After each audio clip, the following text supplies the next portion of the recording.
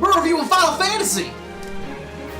Hey guys, welcome to the Entertainmates. Justin here. We're doing our third MMO review today, and we're doing it on Final Fantasy XIV.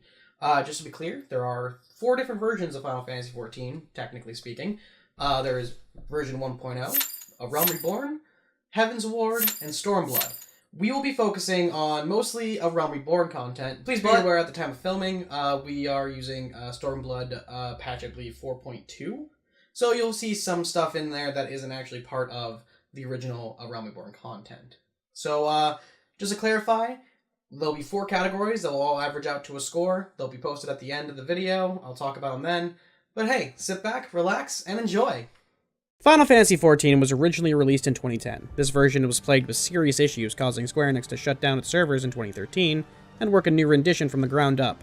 Thus was born Final Fantasy XIV: A Realm Reborn, released in 2014. Final Fantasy XIV does use a subscription model, meaning you purchase the game, then pay a monthly subscription to get access to the servers. Right now, to get A Realm Reborn and its 2 expansion packs, Heaven's Ward and Stormblood, will set you back about $60. It has 2 different subscription options available to you, though. For $15 a month, you have no restricted access to the game at all. Or for $12 a month, your only restriction is that you can only have 1 character per server. A little later, I will tell you why that's not really a restriction at all. To begin with, the world of Eorzea, the game setting, is a vibrant and beautiful world full of life, color, and abundance. Square certainly took its time with each area of the game. The playable races are also well designed and have a healthy variety of selection during character creation. The game is also very heavily story driven, with a main scenario that will take you from the 3 starting cities all the way into the next expansion or into endgame content. The story begins with you are a new adventurer in Eorzea, contacted by the Crystal Hydaelyn to save the world from the growing darkness of the Ascians. Outside of the grand good versus evil scenario, you have 3 nations of Eorzea, Ul'dah, Gridania, and Limsa Lominsa, and their war against the invading Garlean Empire. Many of the characters are taken from the story of the original Final Fantasy XIV, and they incorporated into the story of A Realm Reborn, as if your character was the hero from the last version of the game, recreated into this one, and the story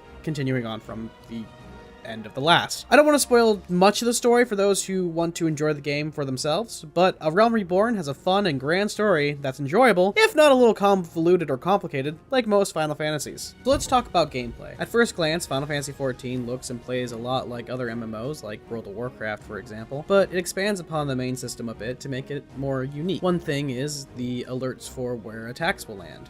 These are super blatant and easy to get out of, so doing stupid stuff like standing in fire or getting cleaved by the boss shouldn't be an issue. Another extremely cool aspect of the game are the class and job system.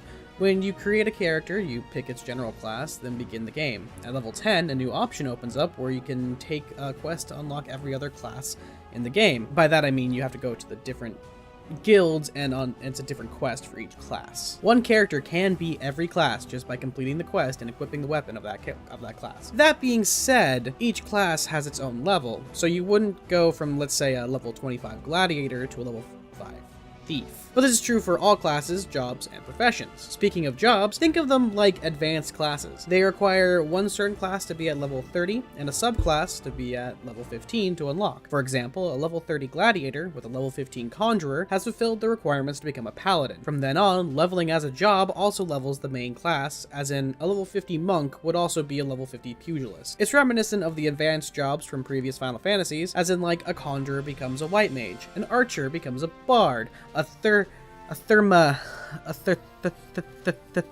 little VV becomes a big VV, so on and so forth. There are a bunch of other little details in Final Fantasy XIV that are also really cool. The PvP system has you use an almost completely different skill set in order to compete, and it's a lot of fun. You can do things like customize your armor with dyes, or change their appearance, or change your appearance. Your company Chocobo can be customized in much the same way. You or your free company, which are the guilds in Final Fantasy XIV, can purchase a private home or guild hall in any of the major cities, which are fully customizable. And free companies can even build their own private airship. Now, I gotta say, the majority of people I interacted with inside of Final Fantasy XIV were absolutely fantastic. Generally nice people who would help you if you needed it, or just invite you to their free company. Sure, I encountered a few bad apples, but that is to be expected. Final Fantasy XIV is the second most popular MMO with a player base of around 10 million. Not everyone is going to get along, but with my experiences in other MMOs, FF14 was a lot more welcoming and had a really good community. I don't know, maybe I just wound up on a good server, or they thought I was a girl since I never voice chatted with anyone.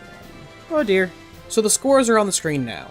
It being a subscription model does bring down the investment score, as this can add up to a lot of money that some people don't want to spend, and that's understandable. In my opinion, a subscription model game is like subscribing to a magazine or something like Netflix. If it's something you will really enjoy and put your time into, it's totally worth it. So the grand total score for Final Fantasy XIV is 7.5 out of 10.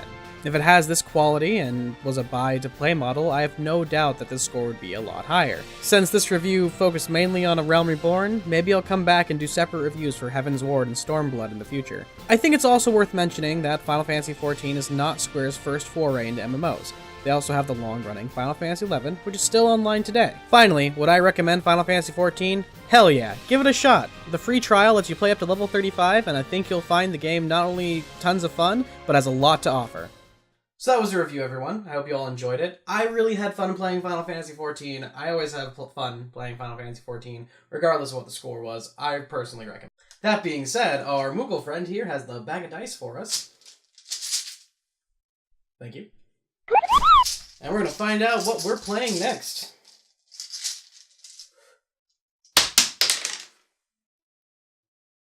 Star Wars: The Old Republic. I like Star Wars. It should be fun. See y'all next time. Thanks for watching the Entertainmates. If you enjoyed that, please check out some of our other videos that'll be on the screen now. And please be sure to like, subscribe, and turn on notifications. You can also check out our Facebook and Twitter. Links are in the description. Thanks for watching, everyone.